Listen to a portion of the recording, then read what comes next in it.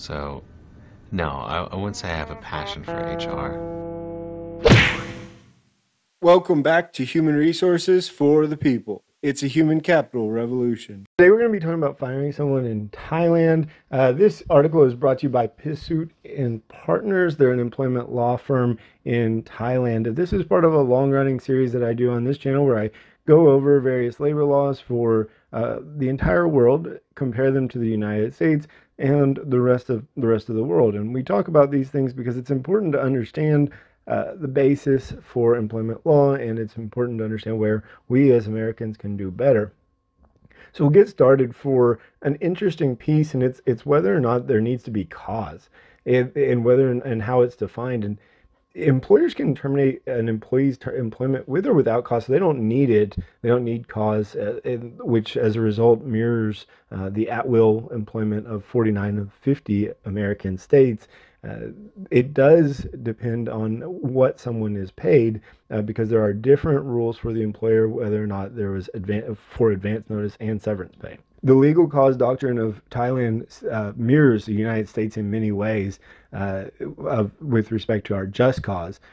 For example, dishonest performance of professional duties, intentionally committing a crime, causing damage to the employer, absence from work for 3 consecutive days, etc.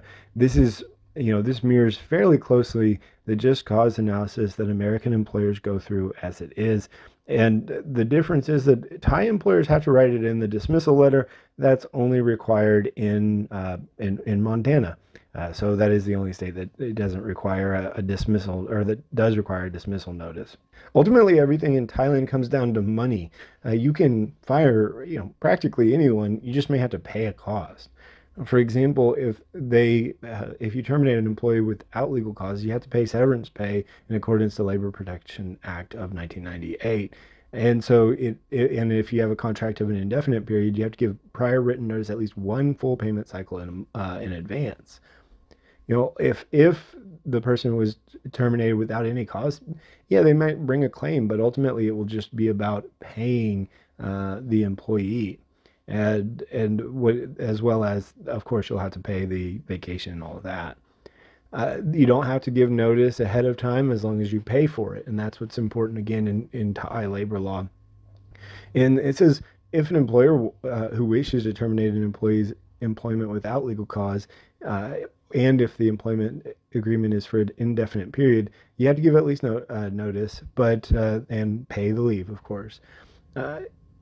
It appears that there is a probationary period of about 4 months where you don't have to pay severance, but ultimately, if you work from 120 days to 1 year, you have to pay a month of severance, and then it escalates from there all the way up to 400 days of wages if you have to terminate someone that's 20 years or more. That seems to me that would lead to employers keeping very long tenured employees for a very long time, or sort of trying to push them out. I imagine a lot of employers would be trying to push out workers that have put in their time, but are not putting out their their salary commensurate.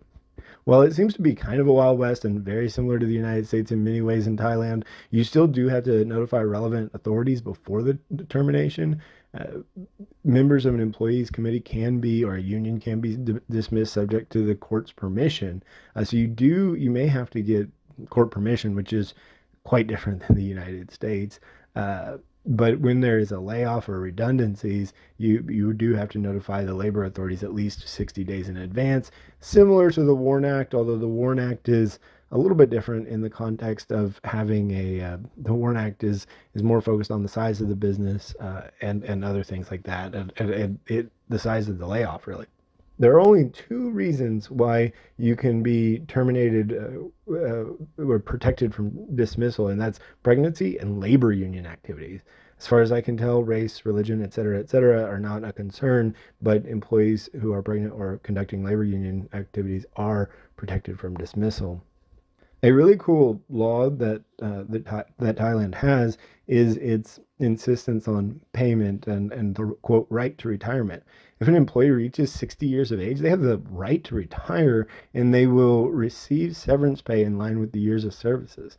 So once you get 60, you can immediately, and you've been there 20 years, you can immediately get a year of pay, which is pretty substantial. And I think a really cool way. I mean, that's some laws across the world are a little bit difficult to navigate from an employer's perspective, but I think that that is the right to retire is one we should all hold. Let me know what you think about Thailand's laws in the comments down below. Like, share, and subscribe, and we'll see you on the next video. Bye, guys.